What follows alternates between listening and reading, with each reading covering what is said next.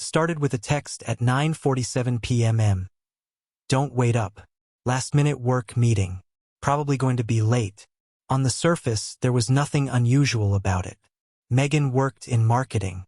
Clients panicked, deadlines shifted, presentations got rescheduled. Late meetings weren't rare, but something about the wording made my chest tighten. No frustration, no annoyed emoji, no ugh or k*me. Just a clean, detached statement, almost pre-written. I stared at the message longer than I should have. The house was quiet, too quiet. The TV was on but muted. I had been half watching a basketball game, half watching the clock. For months now, I'd been living with this dull, constant pressure in the back of my mind. Not proof, not certainty, just unease. The kind that hums beneath the surface and only gets louder when you're alone. I typed back, "Okay, hope it goes well." 3 dots appeared almost instantly, then disappeared. No follow-up, no heart emoji, no love you. That's when I opened our banking app. I didn't plan to. I didn't even consciously decide to. My thumb just moved. Muscle memory. We shared everything financially, joint checking, joint savings, shared credit card. Total transparency, or at least that's what we used to call it. The charge had posted 5 minutes earlier. An upscale restaurant in downtown Raleigh. Not casual. Not grab a quick bite between meetings. This was the kind of place you booked reservations for. Dim lighting. Expensive wine list. Waiters who described sauces like poetry. Dinner for 2. The timestamp matched the minute she claimed she was heading into a meeting.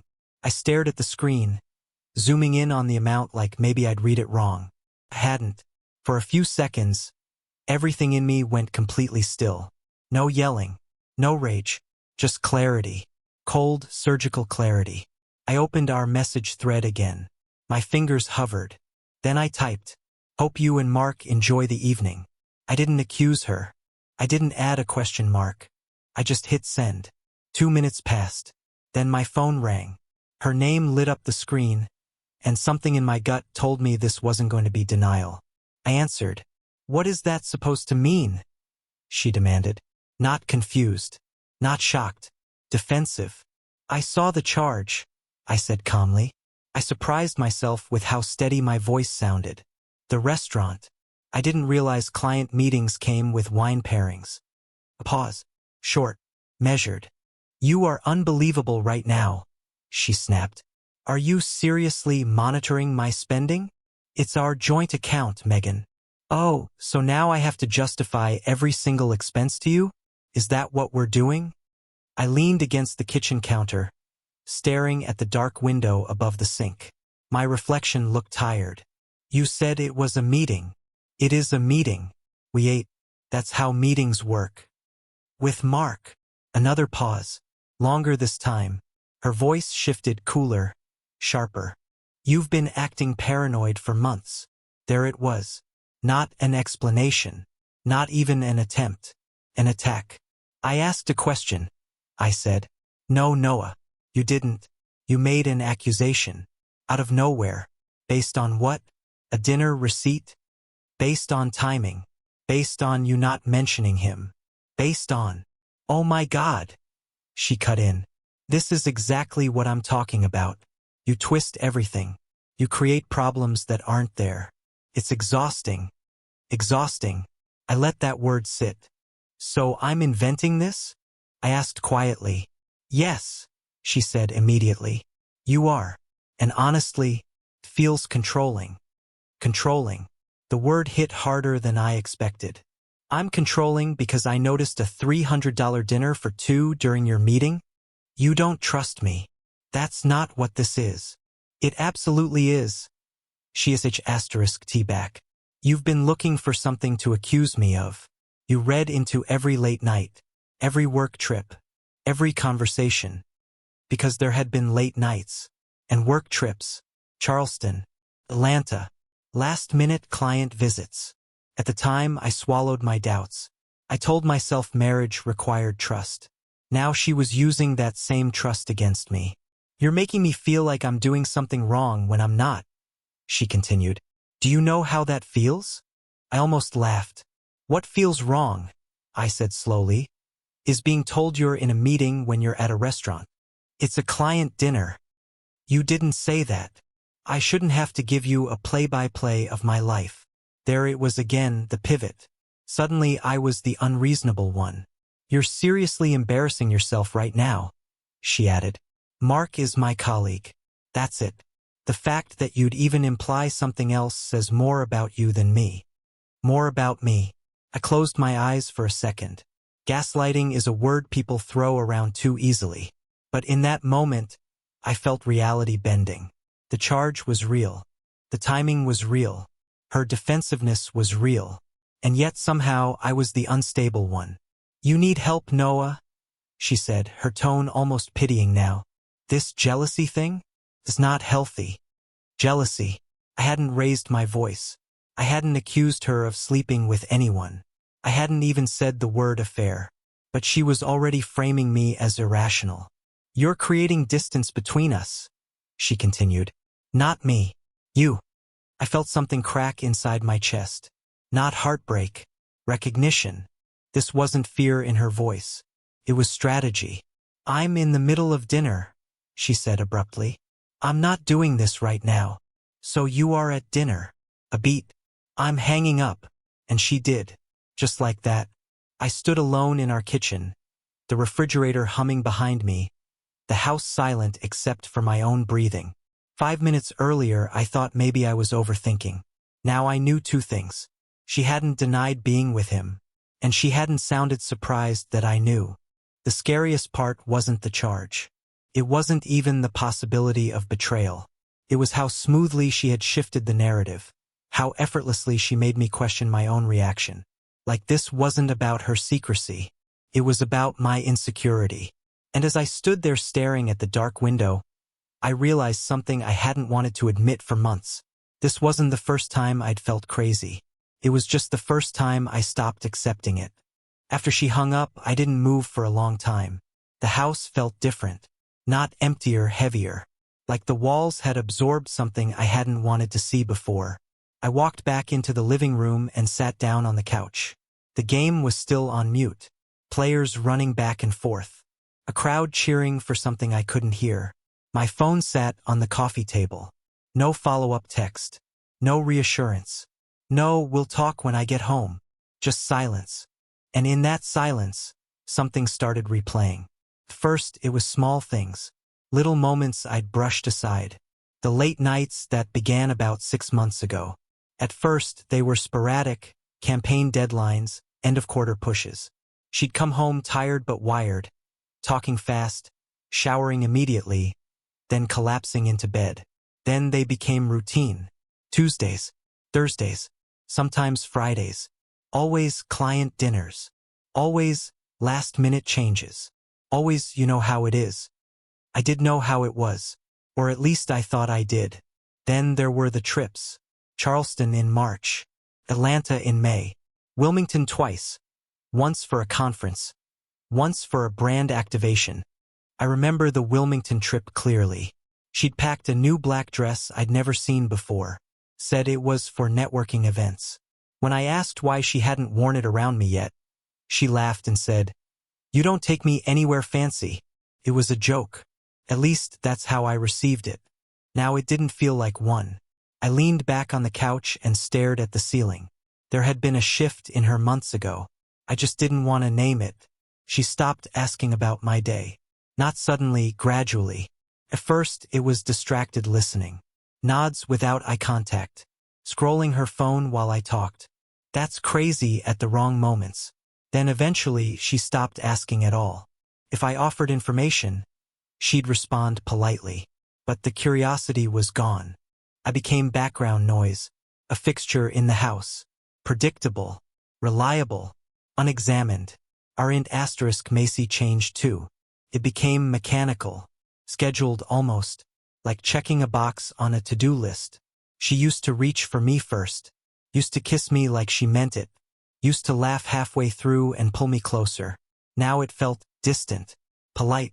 There were nights she'd turn her back and say she was exhausted. And I believed her, because work was stressful, because marriage goes through phases, because I didn't want to be the insecure husband who reads too much into normal cycles. I ran a hand over my face. The perfume. I'd forgotten about that. 3 months ago, she came home smelling different. Not dramatic, just subtle. Sweeter. Lighter. When I mentioned it, she said it was a sample someone at the office gave her. She never wore it around me again. But I smelled it once more. On a blazer she hung in the closet after a dinner. Then the phone lock changed. That had been recent. We'd always known each other's passcodes. Not because we snooped. Just because transparency wasn't a discussion, it was default. 2 months ago, I picked up her phone to look something up while mine was charging. It didn't unlock. When I asked about it, she didn't miss a beat. Security update. You should change yours too. I nodded. Didn't push.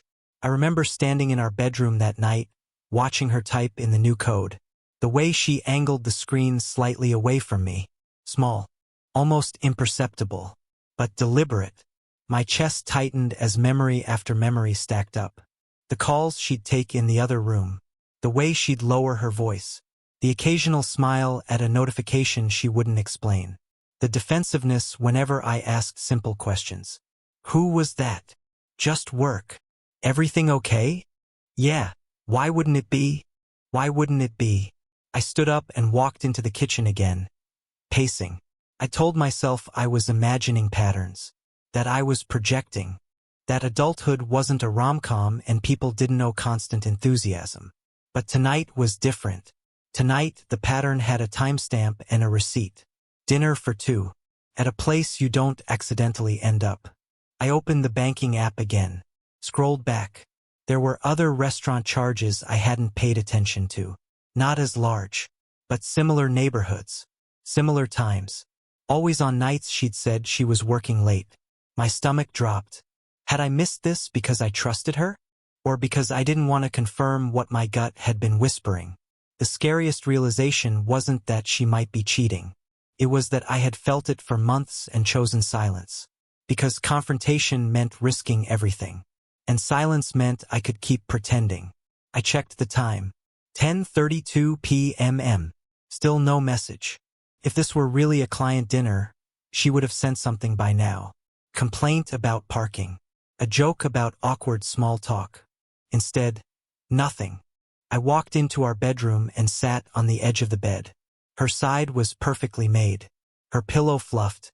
Her closet slightly open. I stared at the row of dresses she rarely wore around me. 2 of them still had tags. I remembered asking once why she bought so many new clothes. She'd shrugged. Image matters at my level. At my level. Since when did she start separating us like that? I tried to remember the last time she looked at me the way she used to. The last time she chose to stay home instead of finding a reason to go out. The last time she reached for my hand without checking her phone first.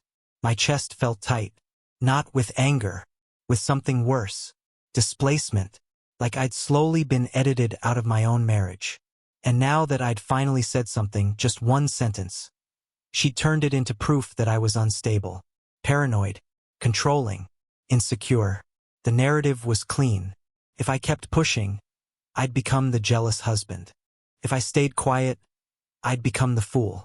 I lay back on the bed and stared at the ceiling. I tried to picture her at that restaurant, across from Mark, laughing, leaning in, relaxed in a way she hadn't been with me in months. The thought made my stomach twist. But what twisted more was remembering how she sounded on the phone. Not scared, not scrambling, annoyed, as if I'd interrupted something, as if my awareness was inconvenient. That wasn't panic. That was someone confident she could redirect blame. And that's when it hit me. This hadn't just started. I had just stopped looking away. 2 days later, she told me she'd be working late again. Quarter-end push, she said, barely looking up from her phone. Don't wait up. The phrase felt familiar now. Scripted. I nodded like I always did. But this time I didn't stay. I drove around for an hour, just long enough for her to assume I'd settled in for the night.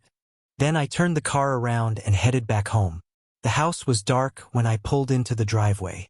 Her car wasn't there. For a moment, I just sat behind the wheel, staring at the front door. My heart wasn't racing. I wasn't shaking. I felt steady, detached, like I already knew what I was about to confirm.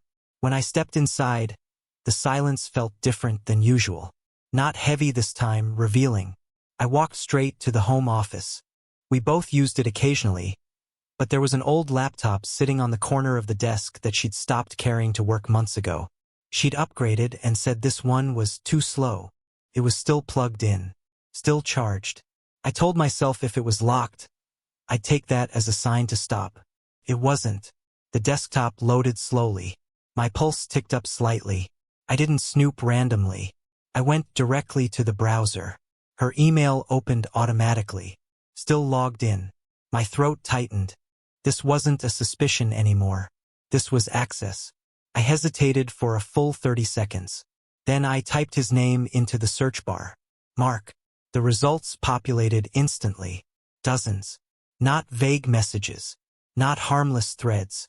Entire conversations. The earliest one was 8 months old. My chest felt like someone had pressed something heavy against it, but I forced myself to read. At first, it looked professional. Campaign drafts, scheduling adjustments, shared presentations. Then the tone shifted. Inside jokes, late-night timestamps. Made it home safe? Can't stop thinking about tonight. I scrolled. A photo attachment. My hand froze. It was them. At a hotel balcony in Wilmington. She was wearing the black dress. The one she said was for networking. The timestamp matched the conference trip. There were more. Restaurant selfies. Room service trays. A mirror photo, his arm around her waist. Her head tilted into him in a way I hadn't seen in years. I swallowed hard. This wasn't flirtation. This wasn't emotional confusion. This was a life. Parallel one. I clicked another thread. They were discussing logistics, travel overlap, how to time departures so it wouldn't look suspicious. At one point she wrote, "It's easier if I keep the marriage stable. Financially, it makes sense. Less stress." My vision blurred for a second. Financially, less stress. I kept reading. He replied, "Just don't get caught." She responded with a laughing emoji. 8 months. Trips to Charleston, Atlanta, Wilmington twice. All mapped out in messages. All disguised as work. This wasn't a mistake. This wasn't loneliness. This was sustained. Intentional. Carefully managed. There were hotel confirmations forwarded between them. **TS of shared reservations. Discussions about which credit card to use. One message made my stomach drop further. Joint account won't raise questions if I say client dinner. Joint account. She had planned that. Calculated it. The $300 charge wasn't sloppy. It was normalized. I leaned back slowly in the office chair. The air felt thinner. My marriage wasn't falling apart. It had already been divided. She had been living 2 realities. One with me, mortgage, stability, predictability. One with him, secrecy, excitement, and *Macy. And the worst part? She wasn't conflicted in these messages. There was no guilt, no hesitation, only strategy. I kept scrolling. There was a thread from 3 weeks ago. He'd asked if she ever thought about ending it. Her reply, "Not yet. Timing isn't right. I need things aligned first." Aligned, like I was an obstacle in a project plan. I closed my eyes. 8 months meant this started before the first late nights. Before the new perfume. Before the passcode change. I'd been reacting to symptoms. The disease had already spread. There were photos from a beach in Charleston. She told me that trip had been exhausting. She'd come home irritated, distant, claiming the client was demanding. In the photo, she was smiling, relaxed, his hand on her hip. Sunset behind them. I felt something inside me settle into place. Not rage. Understanding. She hadn't been drifting away. She'd already left. She just hadn't informed me. I backed up everything. Forwarded the emails to a private drive. Saved the photos. Documented timestamps. I didn't rush. I didn't slam the laptop shut dramatically. I operated calmly, deliberately, By the time I finished, it was nearly midnight. I stood in the dark office, staring at the open screen. 8 months. That meant holidays, anniversaries, birthdays, all while she was coordinating hotel stays with someone else. I thought back to the night she called me paranoid, controlling, insecure. She wasn't defending herself. She was protecting the system. I shut the laptop gently, turned off the desk lamp, walked into the kitchen and poured myself a glass of water. My hand didn't shake. The devastation wasn't explosive. It was surgical, precise, like a truth that didn't need emotion to validate it. This wasn't an affair born out of impulse. It was a maintained double life, carefully scheduled, financially calculated, strategically hidden, and the most sobering realization of all, she hadn't planned to leave me. She had planned to keep both. And that meant something inside me had just shifted permanently. I didn't confront her that night. I didn't call. I didn't text. I didn't wait up. Instead, I sat at the kitchen table with my laptop open and began doing something far more dangerous than yelling. I started preparing. There's a strange clarity that comes when illusion collapses. The panic I expected never arrived. No shattered plates. No screaming into the dark. Just structure. First, I logged into my personal savings account, the one I'd had before we got married. Still existed, dormant but active. I transferred my individual income from the joint account into it. Not everything, just what was legally mine. Then I reviewed the joint statements going back a year. I created a spreadsheet. Dates, charges, locations. Cross-referenced with her work trips. The Charleston Hotel matched a weekend she claimed to be at a marketing summit. The Wilmington beachfront stay aligned perfectly with the brand activation event. Atlanta had 2 separate bookings, one under her name, one under his, on the same dates. Careful, but not careful enough. Every dinner charge labeled client matched a restaurant receipt I now knew was a lie. I documented all of it. Screensh *T. Timestamp. Save. There was a prenuptial agreement. We signed it 6 years ago before buying the house. At the time it felt practical, almost boring. Something financial advisors recommended. One clause stood out clearly now. Proven infidelity alters asset division in favor of the non-breaching spouse. At the time it felt theoretical. A safety net neither of us would need. Now it felt like leverage. At 7:30 a.m. I made a call.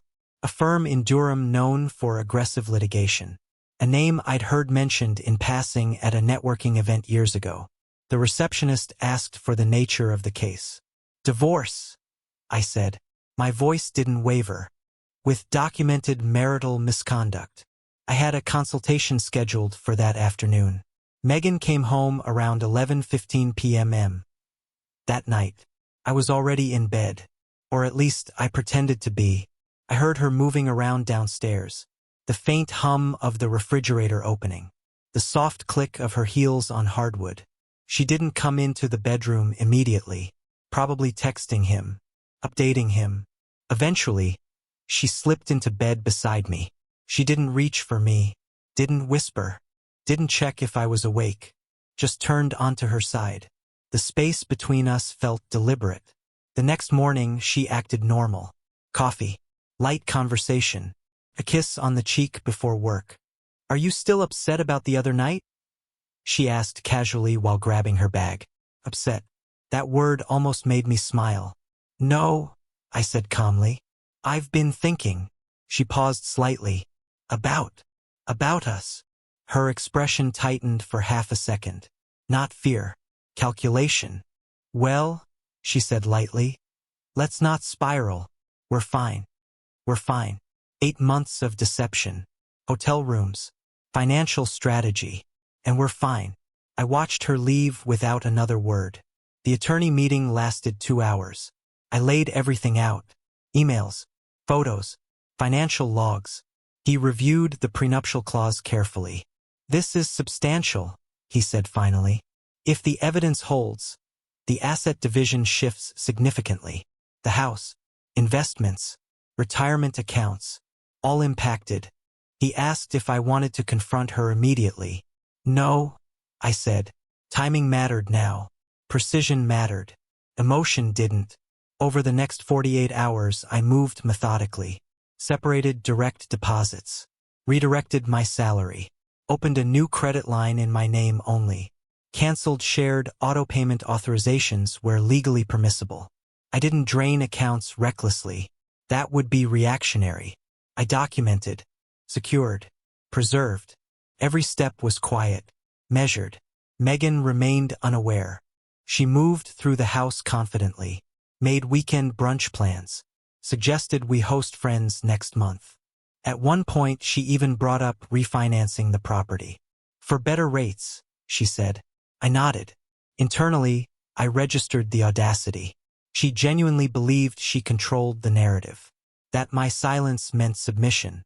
That I would either explode, making myself look unstable, or retreat, grateful she hadn't left. She didn't understand something fundamental. Silence isn't always weakness. Sometimes it's recalibration. 3 nights after I found the messages, she approached me in the living room. We should talk, she said. I muted the television. About expectations. That word almost impressed me. She sat across from me, posture composed. I think we've outgrown some traditional structures, she began carefully. Marriage doesn't have to look one way. There it was, the pivot. I don't want divorce, she continued. That would complicate things financially, professionally, socially. Of course it would. I think mature adults can redefine boundaries. I looked at her steadily. Redefine how? She exhaled. Stay legally married. Maintain stability. But allow freedom. Freedom. For 8 months she'd already taken it. Now she wanted retroactive permission. You're serious, I said quietly. Yes, I think it's practical. Practical. The same word she used in emails when discussing keeping me for financial security. She mistook my calm for contemplation. In reality, I was watching someone reveal their entire value system in real time. This isn't emotional, she added quickly. It's adult. Adult. Calculated betrayal reframed as evolution. I don't want to lose our house, she continued, or disrupt investments. It's unnecessary. She leaned forward slightly. I know you're not naive, Noah. You understand modern relationships are flexible. I almost admired her composure. Almost. What she didn't know was that the divorce papers were already drafted. Filed. Awaiting service. She believed she was steering this. Believed I was cornered. Believed financial leverage protected her. She had no idea the prenuptial clause she signed so confidently years ago was about to become decisive. I stood up slowly. I'll think about it, I said. Her shoulders relaxed visibly. She thought she'd won. That my measured tone meant compliance. That I would choose comfort over confrontation. What she didn't understand was this. I wasn't preparing for a conversation. I was preparing for an ending. And unlike her, I wasn't improvising. I was operating with evidence. And timing. The day I chose wasn't random. It was strategic. Megan had been preparing for a major presentation to company leadership for weeks. She mentioned it constantly, late-night rehearsals, revised decks, wardrobe decisions. It was the kind of meeting that could lead to a promotion, or at least more leverage. She left that morning earlier than usual, dressed in a navy suit I'd never seen before. Structured, impressive, controlled. You're quiet lately, she said while fastening her earrings near the hallway mirror. Focused, I replied. She smiled faintly. That's good. Focus is productive. Productive. She kissed my cheek, light, almost symbolic, and walked out the door confident she still controlled every variable in her life. By 9:45 a.m., she was in that boardroom. By 9:47, a process server was waiting in the lobby. I didn't attend the presentation. I didn't need to. My attorney coordinated the timing. Professional courtesy meant she wouldn't be interrupted mid-slide. But the moment she stepped out of that room, likely expecting congratulations, she was handed an envelope. Divorce petition. Filed in Durham County. Grounds. Marital misconduct with documented evidence. attached exhibits, email transcripts, hotel confirmations, financial statements linking joint funds to extramarital expenses. I imagine the color drained from her face. I imagine the first instinct was disbelief. The second, calculation. She called me at 10:12 a.m. I didn't answer. She called again, then texted. What is this? I waited 20 minutes before replying. This precision. No accusation. No emotion. Just clarity. Her next message came fast. We need to talk immediately. We will. Through counsel. Silence. Then a call from an unknown number. Her attorney likely scrambling. I let mine respond. By noon, the narrative she'd been carefully maintaining began unraveling. Company leadership doesn't respond well to scandal, especially when documentation exists, especially when joint corporate travel appears intertwined with personal misconduct. I didn't need to *P*Ni's humiliation. The evidence spoke on its own. At 2:30 p.m., my attorney called. She's contesting the admissibility of digital evidence, he said, claiming invasion of privacy. I almost laughed. The laptop was in our shared residence, he continued. Logged in. No password barrier. Financial records are marital property. Her argument is weak. Weak. The same word I once feared becoming. By 4 p.m., Megan arrived home. She didn't slam the door. Didn't scream. She walked in slowly, holding the envelope like it might detonate. You planned this, she said quietly. Yes. Her composure cracked slightly. You ambushed me at work. You proposed redefining boundaries. I replied evenly. I redefined them. Her jaw tightened. You're trying to ruin me. No. I'm dissolving a contract. Her eyes flickered. Anger, panic, disbelief cycling rapidly. You could have talked to me. I did. 2 nights ago. That wasn't... She stopped herself. She understood the trap. You're exploiting a clause, she said finally. I'm enforcing it. She paced the living room. You don't actually want a divorce, she said, almost pleading now. This is reactionary. No. Reactionary would have been yelling. The calm unsettled her more than rage would have. You're being vindictive. No. Vindictive would be forwarding everything to HR. Her head snapped toward me. I haven't. That silence stretched. The reality of consequences was landing now. She sat down slowly. You're going to take the house. The prenuptial agreement addresses asset division clearly. Her voice dropped. Mark means nothing. That sentence arrived too late. He meant enough to plan 8 months of coordination. Her shoulders sagged. You read everything. Yes. She looked smaller somehow. Not fragile. Exposed. This isn't how this was supposed to happen, she murmured. That might have been the most honest thing she'd said. How was it supposed to happen? I asked. No answer. Because the answer was obvious. I was supposed to tolerate, to doubt myself, to accept the narrative she curated. She stood abruptly. You think you've won, she said. This isn't about winning. It's about control. Yes, I agreed. Mine. That startled her. For months, control had existed quietly on her side, hidden inside secrecy. Now it was visible, structured, legal.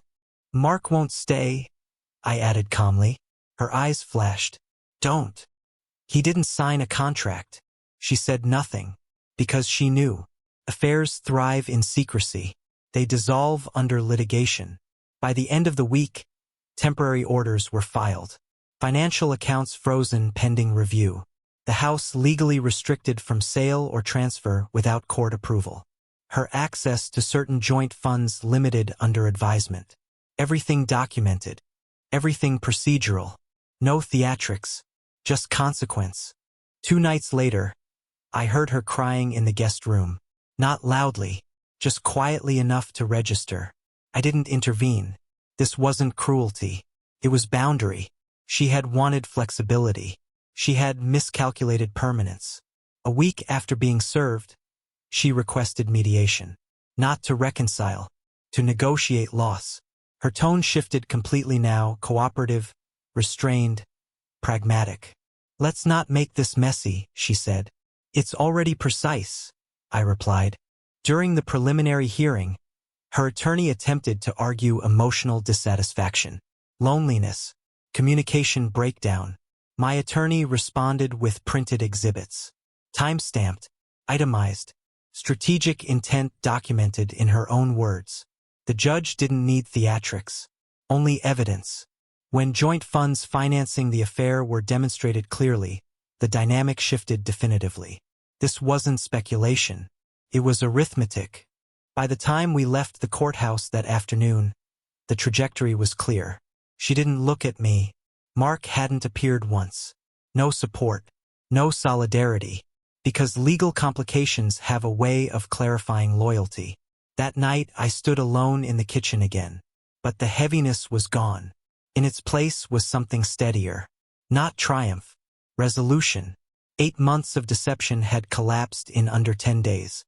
Not because I shouted, but because I documented, because I waited, because I chose timing over temper. And for the first time since that 9:47 p.m. text, I felt something I hadn't expected. Not anger, not grief, control. The court finalized everything faster than she expected. The prenuptial clause held. The house was awarded to me.